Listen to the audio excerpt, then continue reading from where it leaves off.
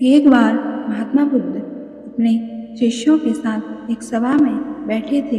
वो किसी से कुछ भी नहीं बोले और बिल्कुल शांत थे। उन्हें शांत देखकर उनके सभी शिष्य परेशान हो गए। वो सभी सोचने लगे, कहीं महात्मा जी की तबीयत खराब तो नहीं है। तभी एक शिष्य से रहा नहीं गया और उसने आखिर में पूछ ही लिया कि महात्मा जी, आज आप ऐसे शांत क्यों बैठे हुए हैं? क्या हम में से किसी से कोई गलती हो गई या आपकी तबीयत खराब तो नहीं? लेकिन महात्मा जी तब भी कुछ नहीं बोले, बस चुप रहे। उसी वक्त एक शिष्य दूर से खड़ा होकर जोर जोर से चिल्लाने लगा। वो कहने लगा कि आज मुझे सभा में बैठने की स्वीकृति क्यों नहीं मिली?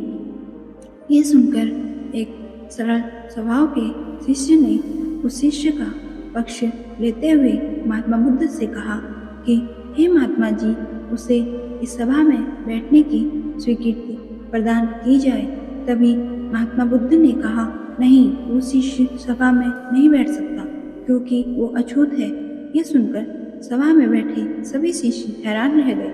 महात्मा बुद्ध उन सभी शिष्यों के मन का भाव समझ गए और उनसे बोले, हाँ, वो सच में अछूत है।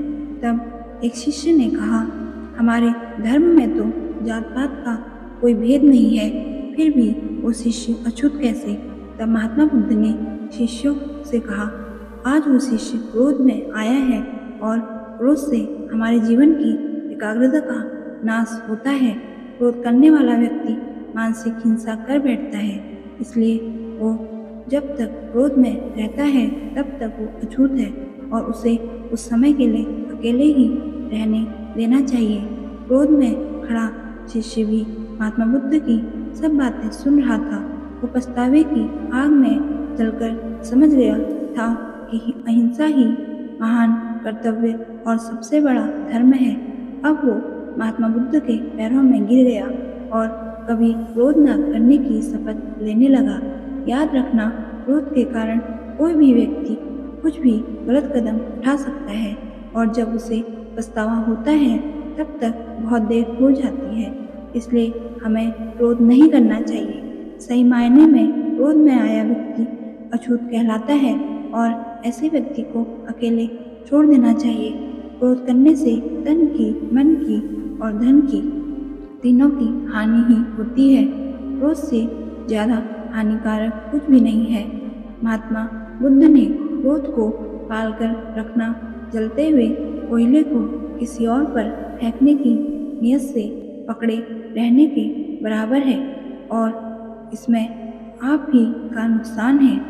दोस्तों, उम्मीद करती हूँ आज की कहानी से आपको कुछ ना कुछ सीख जरूर मिली होगी। अगर आपको आज की कहानी पसंद आई तो वीडियो को लाइक, शेयर और चैनल को सब्सक्राइब जरूर करिएगा। तो मिलते हैं दूसरी कहानी में। तब तक के लिए अपना और अपनों का ख्याल रखें और खुश रहें। धन्यवाद।